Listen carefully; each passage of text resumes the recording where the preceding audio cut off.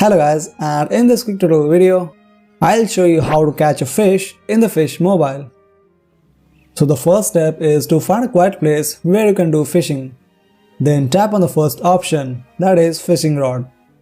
And then once you have selected that, just tap anywhere on the screen and keep holding it until this white marker hit the green spot, which is the perfect spot to throw your fishing bait. Once thrown, all you have to do is repeatedly tap on the shake button until you catch a fish.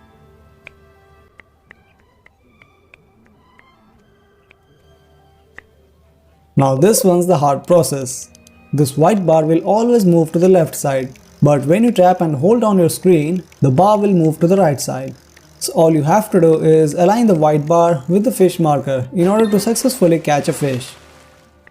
Now it sounds like an easy process, but trust me, you'll need at least 6 to 8 tries in order to understand how this works. But if you're able to catch the fish only after a couple of tries, then congratulations man, you're a real pro player.